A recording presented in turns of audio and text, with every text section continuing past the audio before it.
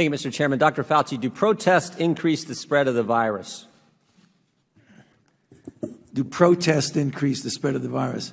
I think I can make a general statement. Well, 500,000 protesters on June 6th alone. Yeah. I'm just asking that number of people, does it increase the spread of the virus? Crowding together, particularly when you're not wearing a mask, contributes to the spread of the virus. Should we limit the protesting? I'm not sure what you mean. How do we say limit the protesting? Should government limit the protesting? I don't think that's relevant to. Well, you just said if it increases the spread of the virus. I'm just asking, should we limit it?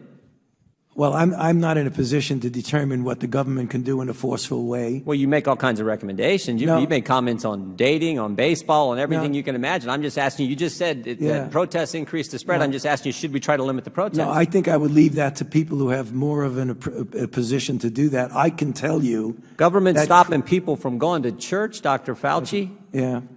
Last week in the Calvary Chapel case, 5 liberals on the Supreme Court said it was okay for Nevada to limit church services.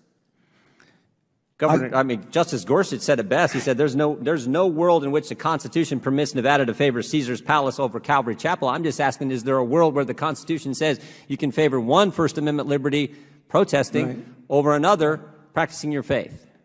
I'm not favoring anybody over anybody. I'm just making a statement that's a broad statement that avoid crowds of any type, no matter where you are, because that leads to the acquisition and transmission. And I don't judge one crowd versus another crowd.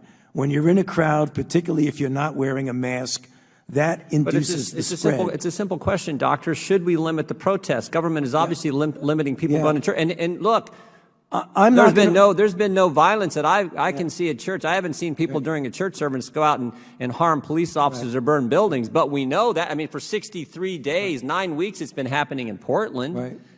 Yeah. Well, one night in Chicago, 49 officers were injured, but no limit to protests. But boy, you can't go to church on Sunday. What was I don't know how many times I can answer that. I'm not going to opine on limiting anything. I'm just going to tell you. You've opined on a lot of things, Dr. Fauci. Yeah, but I've never. This is something that directly impacts the spread of the virus, and I'm asking your position on the protest. Yeah, I'm not going to opine on limiting anything. I'm telling you what it is, the danger. And you can make your own conclusion about that. You should stay away from crowds, no matter where the crowds are. Government has stopped people from going to work. In fact, just in New Jersey 4 days ago, Ian Smith, Frank Trombetta were arrested for trying to operate their business, their gym. They were arrested. But my bet is if these two individuals who own this gym were outside just in front of their gym, and all the people who were working out in their gym were outside protesting, they'd been just fine. But because they were in the gym working out, actually running their business, they got arrested. Do you think that's okay? I'm not going to opine on who gets arrested and who does not. You get where I'm going. I'm telling you, as a public health official, I say crowds. Do you see the inconsistency, though, Dr. Fauci? There's no inconsistency, Congressman. So you're allowed to protest, millions of people on one day in crowds yelling, screaming, but you try to run your business, you get arrested? And if you stood right outside of that same business and protested, you wouldn't get arrested? You don't see an inconsistency there? I don't understand what you're asking me as a public health official to opine on who should get arrested or not. That's not my position. You could ask it as much as you want. You've advocated for certain businesses. You've advocated for certain businesses to be shut down. I'm just asking you on your position on the protest. I haven't seen one. We've heard a lot about hair salons. I haven't seen one hairstylist who, between haircuts, goes out and attacks police or sets something on fire. But we've seen all kinds of that stuff during protests, and we know the protest actually increased the spread of the virus. You've said that. I said crowds. I didn't say specifically. I didn't say protests do anything. So the protests don't increase the spread of the virus? I didn't say that. You're putting words in my mouth. No, I just want an answer to the question. Do the protests increase the spread of the virus? I don't have any scientific evidence that anything. I can tell you that crowds are known, particularly when you don't have a mask, to increase the acquisition and transmission. No matter what the crowd is. So you don't have a position on whether the protests increase the spread of the virus or don't increase the spread of the virus? I'm saying that crowds, wherever the crowds are, can give you an increased probability that there's going to be acquisition and transmission. But do you understand Americans' concern Protesting, particularly according to the Democrats, is just fine, but you can't go to work, you can't go to school, you can't go to church. There's limits placed on all three of those fundamental activities, First Amendment activities, but protesting is just fine. You know, well, in your written statement, you say, now is not the time to pull back on masking, physical distancing, and avoiding congregate settings. When is the time? When do Americans get their freedom back? When we get the level of infection in this country low enough that it is not a really high threat. What is low enough? Give me a number. What, I mean, we had 15 days to slow the spread, turned into 1 year of lost liberty. What metrics, what measures, what has to happen before Americans get their freedoms back? My message, Congressman Jordan, is to get as many people vaccinated as quickly as we possibly can to get the level of infection in this country low that it is no longer a threat. That is when. And I believe when that happens, you will see. What determines when? I'm sorry. What measure? I mean, are we just going to continue this forever, or when do we get to the point? What measure? What standard? What objective outcome do we have to reach before Americans get their liberty and freedoms back? You know, you're indicating liberty and freedom. I look at it as a public health measure to prevent people from dying and going to the hospital. You don't think Americans' liberties have been threatened the last year, Dr. Fauci? They've been assaulted. Their liberties have. I don't look at this as a liberty thing, Congressman Jordan. Well, that's obvious. As a public health thing. Well, I disagree with you on that. You think the Constitution is suspended during a virus, during a pandemic? It's certainly not. These very pictures that Representative Scalise just showed you and talked about, guess what? The press isn't allowed in those facilities. The press is not. The Biden administration will not let the press in there. And certainly freedom of speech. I mean, freedom.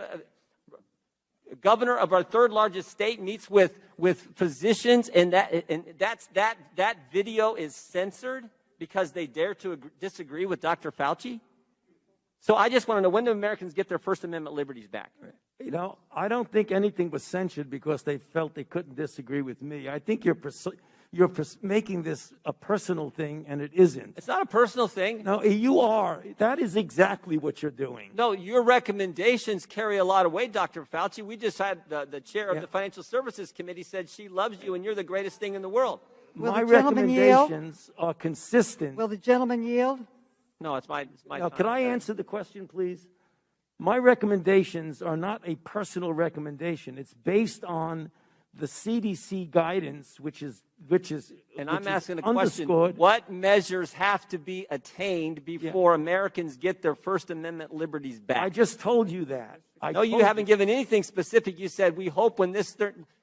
Tell me specifically. Right now, we have about 60,000 infections a day, which is a very large risk for a surge. We're not talking about liberties.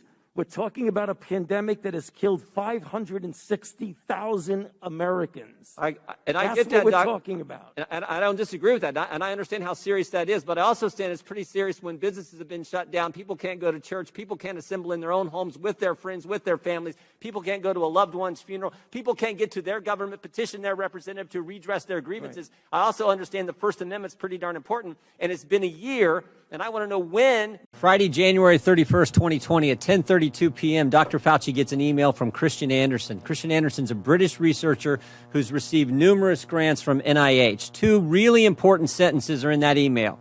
Two sentences that get Dr. Fauci's attention. The first is this: the unusual features of the virus make up a really small part of the genome.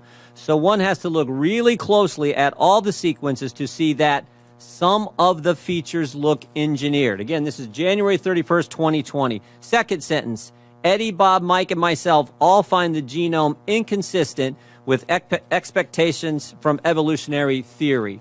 Email arrives 10:32 to Dr. Fauci on January 31st, 2020. 2 hours later at 12:29 in the morning, Dr. Fauci sends an email to his top deputy, Mr. Hugh Auchincloss. Guy has worked for Fauci for 15 years, part of his inner circle. Sends it, subject line says important in all capital letters. He attaches a paper on gain-of-function research written by Dr. Barrick and Dr. Shi. Dr. Shi, of course, is the so-called Bat Lady, Batwoman, the lady who does research in the Wuhan, China lab. This email, Dr. Fauci says, again, to his top deputy, it is essential that we speak this AM. Keep your cell phone on. Read this paper. You will have tasks to do today that must be done. Notice the intensity. Notice the focus. I mean, this is the house is on fire email here. Now, 2 hours after that, at 2:48 in the morning, Dr. Fauci's busy this morning. 12:29, that email he sent to Dr. Auchincloss, his top deputy. 2 hours later at 2:48 in the morning, he sends another email, this one to Robert Kadlec, Assistant HHS Secretary, Trump appointee, not part of his inner circle, and he attaches a different article to this email, one that says the virus came from an animal, that downplays any lab leak theory. Now, again, notice the tone of this one. Bob, this just came out today. Gives a balanced view. Best, Tony. I mean, totally different from the previous. This is one like, oh, if you get a chance, read this, gives a balanced view. So the tone is different, but also that sentence, gives a balanced view, it's not true either. That's just not accurate. This article downplays, as I said, the lab leak theory, emphasizes evolutionary cause to the virus. What happens next? What happens next? Later that same morning at 11:47 a.m., Dr. Fauci's deputy gets back to him. I just want to read you this whole email. The paper you sent me, the one he sent him on that was written by the virologist from Wuhan, China, and Dr. Barrick, the paper you sent me says the experiments were performed before the gain-of-function pause, but have since been reviewed and approved by NIH.